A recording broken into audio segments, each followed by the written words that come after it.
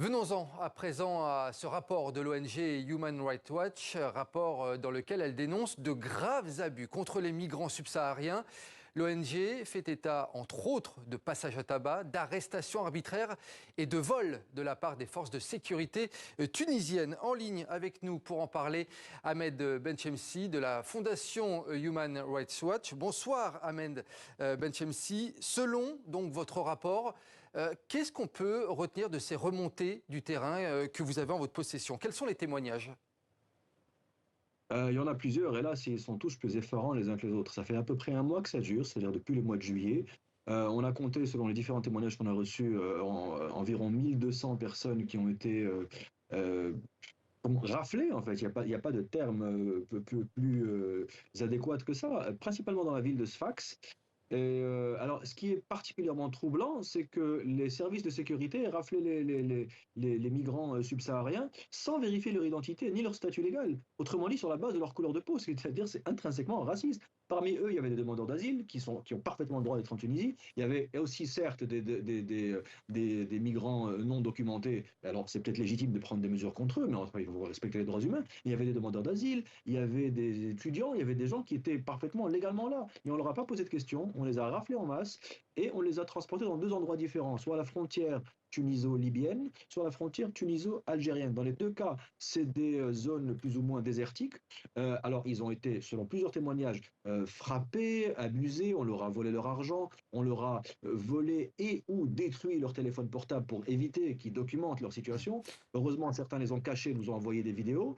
Et voilà, et ce n'est toujours pas réglé. Depuis, il y a le Croissant Rouge tunisien qui est un peu intervenu avec les autorités, mais la situation est encore loin d'être réglée. Ahmed Benchemsi, vous avez tenté d'obtenir des réponses du gouvernement tunisien? Absolument. Nous avons contacté le ministère de l'Intérieur et le ministère des Affaires étrangères. On n'a pas reçu de réponse pour l'instant. Par contre, il y a aussi une tierce partie qui est très importante à laquelle il faut parler, c'est l'Union européenne. Parce que le 16 juillet, c'est-à-dire il y a 3 jours, hein, en plein milieu de tout ça, ben, l'Union européenne a annoncé la signature d'un protocole d'accord avec la Tunisie qui porte sur un nouveau partenariat stratégique, je dis ça entre guillemets, pour un financement qui va jusqu'à 1 milliard d'euros, dont au moins 100 millions destinés à la gestion justement de l'immigration clandestine. Autrement dit, il y a au moins 100 millions d'euros qui sont destinés à aller à ces mêmes forces de sécurité qui commettent ces exactions. C'est absolument inacceptable et anormal. Nous appelons à l'arrêt immédiat du transfert de cet argent-là, jusqu'à ce qu'il y ait des garanties sérieuses que le traitement de l'immigration clandestine ou pas se fait en fonction des lois les plus élémentaires des droits humains. Vous appelez donc que l'Union européenne cesse son soutien à la Tunisie. J'avais une dernière question pour vous, Ahmed Benchemsi. Vous dites dans votre rapport que la majorité des faits ont eu lieu après le discours le 21 février du président Kais Saied, dans lequel il pointait du doigt l'immigration clandestine. Vous faites donc un lien entre ces actions et son discours?